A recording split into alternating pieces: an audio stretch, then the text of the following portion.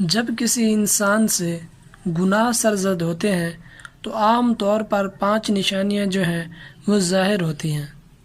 تو اسی حوالے سے جو ہے میں آپ کو بتاؤں گا کہ جب کوئی انسان گناہ کرتا ہے تو اس کے چہرے پر جو ہے سیاہی چھا جاتی ہے، اس کے چہرے کا نور ختم ہو جاتا ہے۔ ان 5 نشانیوں کے حوالے سے جو ہے میں آج آپ کو اس ویڈیو کے اندر بتاؤں گا۔ یہ آج کی جو ویڈیو بہت ہی خاص ہے، آپ جو ہے اس ویڈیو کو مکمل دیکھیں اور آخر تک دیکھیں، اور اللہ تعالیٰ سے دعا ہے کہ اللہ پاک ہمیں ہر قسم کے گناہوں اور برائیوں سے بچنے کی توفیق عطا فرمائے۔ محترم ناظرین، دنیا میں جو ہے گناہ اللہ تعالیٰ کی نافرمانی کرنے اور آپ صلی اللہ علیہ وسلم کے فرمان سے روگردانی کرنے کو کہتے ہیں۔ گناہ میں انسان کے لیے دنیاوی نقصانات بھی ہیں اور اخروی نقصانات بھی ہیں۔ امام غزالی رحمۃ اللہ علیہ نے لکھا ہے، عالم وہ شخص ہوتا ہے جس پر گناہوں کے نقصان اچھی طرح ظاہر ہو یا ہیں۔ گویا جو شخص گناہوں کے نقصانات سے جتنا زیادہ واقف ہوگا وہ اتنا ہی بڑا عالم ہوگا۔ یہ بات بہت کام کی ہے۔ وجہ یہ ہے کہ جب انسان کسی چیز کے نقصانات سے واقف ہو تو وہ اس سے بچتا ہے، اور یہ انسان کی فطرت ہے۔ جس طرح انسان زہر کے نقصانات سے واقف ہوتا ہے اور اس سے جو ہے بچتا ہے، نفس کی خواہش ہمارے لیے زہر کی مانند ہے۔ جس طرح انسان زہر سے بچتا ہے، اسی طرح وہ نفس کے ان زہریلے خیالات سے بھی بچتا ہے۔ محترم دوستو، یہاں ہم سب جانتے ہیں کہ اللہ تعالیٰ نے ہر انسان کو نیکی اور برائی کا اختیار دیا ہے۔ انسان نیکی کرتا ہے تو اللہ پاک اس کا بدلہ اس کو نیکی کی صورت میں دیتا ہے، اور جو شخص برائی کرتا ہے اس کا انجام بھی پھر برا ہوتا ہے۔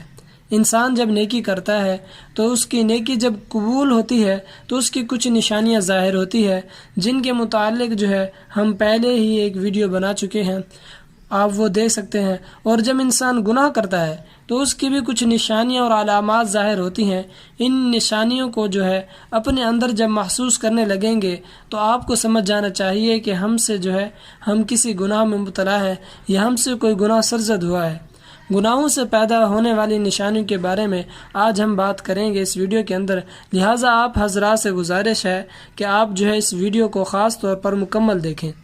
اگر آپ ہمارے چینل موضوعات وظائف پر نئے ہیں تو ہمارے چینل کو سبسکرائب کر لیں اور بیل آئیکن کو پریس کر کے آل کر دیں، تاکہ آپ کو نیکسٹ آنے والے مختلف وظائف کے متعلق ویڈیوز کا نوٹیفیکیشن بر وقت مل سکے۔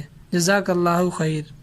تو جی دوستو، گناہوں سے پیدا ہونے والی نشانیوں کی نشاندہی سے پہلے ایک ضروری اور اہم بات آپ ناظرین کے ساتھ شیئر کرنا چاہوں گا، جس کو سن کر آپ کے دل میں ذرا بھر بھی نور ہوگا تو اس کا دل چمک اٹھے گا، جو ہمارے اسلامی معاشرے کی اصلاح کے لیے بھی بہت اہم ہے۔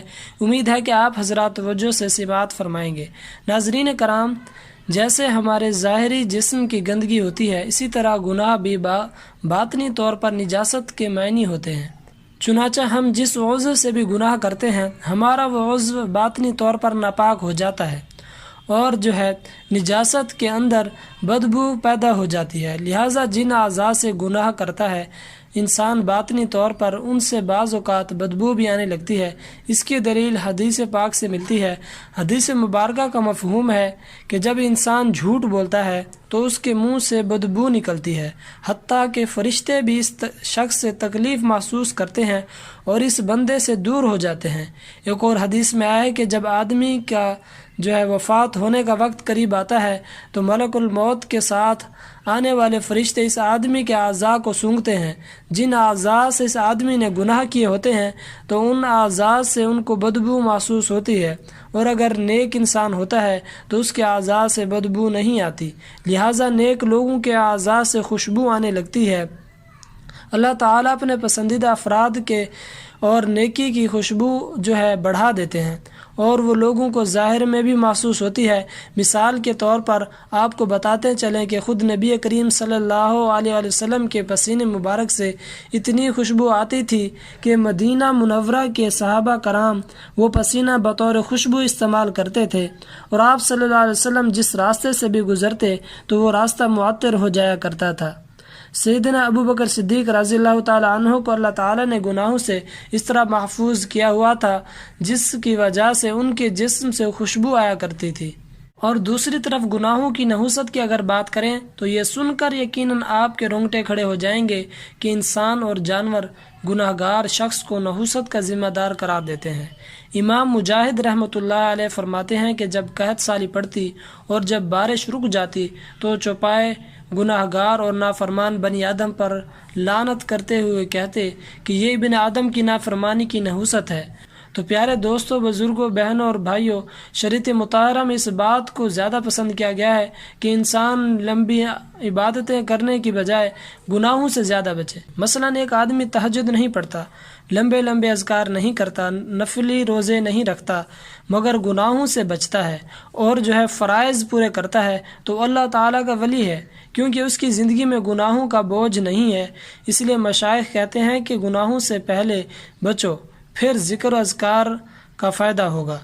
خواجہ خرقانی رحمۃ اللہ علیہ نے ایک بڑی پیاری بات لکھی ہے۔ وہ فرماتے ہیں کہ جب بندہ نے کوئی دن گناہ کے بغیر گزارا تو وہ ایسے ہے جیسے اس نے وہ دن نبی کریم صلی اللہ علیہ وسلم کی معیت میں گزارا، یعنی ان کے ساتھ گزارا۔ اس لیے روزانہ اٹھ کر صبح اللہ تعالیٰ سے دعا مانگنی چاہیے کہ اے مالک اور مولا، آج کا دن ایسا گزارنا کہ جیسا میں تیرے حکم کی نافرمانی نہ ہو۔ اگر کوئی ایک دن بھی ایسا ہماری زندگی میں ہو تو ہم امید کر سکتے ہیں اس دن کی برکت سے قیامت کے دن ہم پر اللہ تعالیٰ کی رحمت ہو جائے گی۔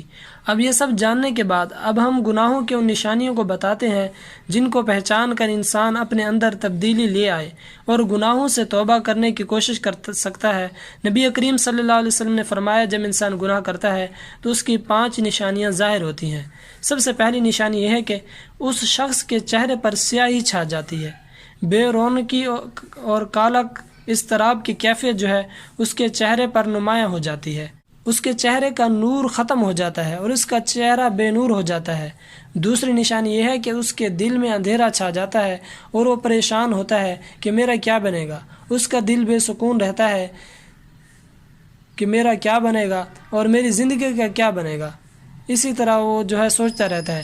تیسری نشانی یہ ہے کہ اس کے جسم میں قوت ہونے کے باوجود اس کے جسم میں پھر بھی قوت نہیں ہوتی، اور اس سے مراد یہ ہے کہ ظاہری کمزوری نہیں، اس سے مراد یہ ہے کہ اس کا قرآن پڑھنے اور نماز پڑھنے میں مشقت اس کو محسوس ہوتی ہے اور اس کا ہاتھ قرآن مجید کو کھولنے کے لیے نہیں اٹھتا، ٹھیک ہے، اور اس کی زبان اللہ تعالیٰ کا ذکر کرنے کے لیے تیار نہیں ہوتی۔ چوتھی نشانی یہ بیان کی گئی ہے کہ اس کے رزق میں کمی آ جاتی ہے۔ دیکھیے ہم رزق کے لیے کتنی محنتیں کرتے ہیں، ہم رزق کے لیے بہت سارے وظائف کرتے ہیں، نماز یہ رزق کا بہترین ذریعہ ہے۔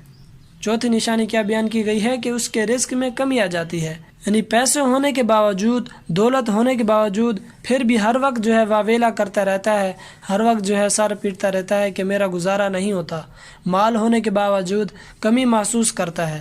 5ویں اور آخری نشانی یہ ہے کہ لوگوں کے دلوں میں اس بندے کا بغض پیدا ہو جاتا ہے، کوئی بندہ اس کو پسند نہیں کرتا، لوگ اس کے پاس بیٹھنا گوارا نہیں کرتے، لوگ اس کی پرواہ نہیں کرتے، کیونکہ اس نے اپنے رب کے حکم کی پرواہ نہیں کی ہوتی۔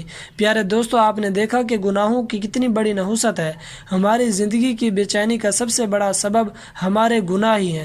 اللہ تعالی ہمیں ہر قسم کے گناہوں سے محفوظ رکھے اور ہمیں سچی توبہ کی توفیق عطا فرمائے، آمین۔ اللہ تعالیٰ سے دعا ہے کہ اللہ پاک ہمیں حضور پاک صلی اللہ علیہ وسلم کے طریقوں پر چلنے کی توفیق عطا فرمائے اور اللہ اپنے اور اپنے رسول کی نافرمانی سے بچائے، آمین۔ مجھے بھی اپنی خصوصی دعاؤں میں لازمی یاد رکھیے گا۔ اللہ پاک آپ کو ہمیں ناصر ہو۔ آخر دعوانا ان الحمد للہ رب العالمین۔